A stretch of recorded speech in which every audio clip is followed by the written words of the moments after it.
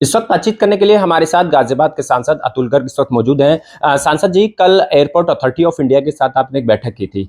प्रयागराज और लखनऊ के लिए गाजियाबाद से अब जल्दी ही फ्लाइटों का आवागमन शुरू होगा। तो क्या कुछ कवायद की जा रही है और बैठक में क्या कुछ निर्णय निकले हैं?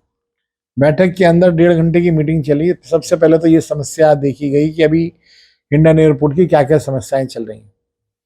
उसके अंदर एक हवाई पट्टी का होना, बसें जो जाती हैं हवाई जहाज तक, उनके आने जाने के लिए अलग अलग रास्ता ना होकर के एक ही रास्ता होना, कि दो बस एक साथ आ जा नहीं सकती हैं।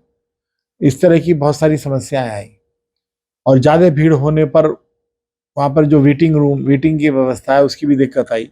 वहाँ पर एयरपोर्ट बहुत छोटा है, लेकिन बागडोगरा जैसे एयरपोर्ट पर अगर मैनेज चीज़ें हो सकती हैं तो यहाँ भी हो सकती हैं। इस बात पर जोर दिया गया। जो लोकल अधिकारी हैं उनसे भी कहा गया कोई अधिकार निकालें, और डिफेंस के जो लोग आए थे उनसे भी कहा गया है कि इसमें थोड़ी सी मदद करें। और रक्षा मंत्री जी से भी मैं मिलने जाऊंगा कि ये समस्याएं इसके अंदर हमारे को एक हैंगर और चाहिए, उसके लिए हवाई जहाज का खड़ा करना पड़ जाए, एक एरिया हवाई जहाज खड़ा करने के लिए अगर रात को रुकना पड़ जाए तो इस तरह की चीज़ें कुछ वहाँ पर मिल सकती हैं डिफेंस के एयरपोर्ट से।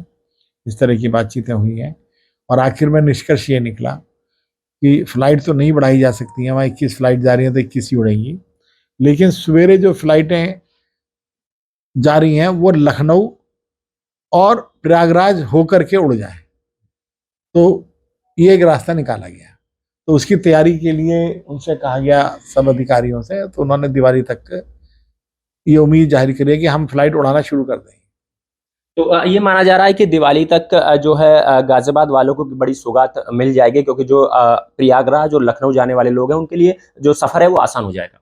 मेरे को तो ये उम्मीद है, लेकिन अपने आप में ये चुनौतीपूर्ण कार्य भी है वहाँ की परिस्थितियों को देखते हुए।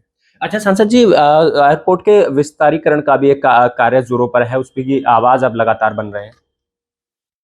9 एकड़ जमीन प्रदेश सरकार उन्हें दे रही है एक्वायर करके, जिसमें से 5-6 एकड़ जमीन तो एक्वायर ऑलरेडी पहले से हुई है, लेकिन वो अभी भी किसानों के पास है। किसानों को मुआवजा नहीं मिला है, तो मैंने डीएम साहब से बातचीत करी है कि इनका मुआवजा दिलाया जाए और इनकी ज़मीन को हैंड ओवर कर लिया जाए।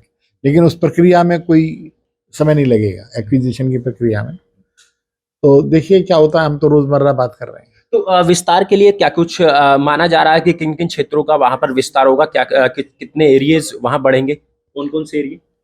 वहाँ पे वेटिंग रूम बनेगा, फूड कोर्ट बनेंगे नए, ठीक है, और 1-2 मशीनें और लगेंगी जो वो अंदर जो चेक इन कराते हैं उसकी सिक्योरिटी वाली मशीनें लगेंगी वहाँ पर। टॉयलेट्स वहाँ बढ़ाए जाएंगे वहाँ। स्टाफ के लिए आराम करने के लिए जगह बनेगी और एक वेटिंग रूम भी थोड़ा सा अच्छा बनाया जाएगा। चलिए, धन्यवाद। तो जिस प्रकार से गाजियाबाद के हिंडन एयरपोर्ट पर लोगों का आवागमन बढ़ा है, उसी प्रकार से वहां पर जो एरिया है वो लगातार उसको बढ़ाने की कवायद की जा रही है। ऐसे में और जिस प्रकार से यात्री हैं गाजियाबाद के और आसपास के क्षेत्रों के, वो जो प्रयागराज और लखनऊ जाने के लिए अब उनके लिए एक राहत भरी सांस सामने आने वाली है, क्योंकि अब जो सांसद जी हैं उन्होंने लगातार आवाज बन रहे हैं और कल इसकी एक बैठक करके उन्होंने निर्णय लिया है कि शायद दीपावली तक ये जो दोनों फ्लाइटें हैं शुरू होने की संभावना जताई जा रही है। गाजियाबाद से दैनिक भास्कर के लिए सुनील गौतम।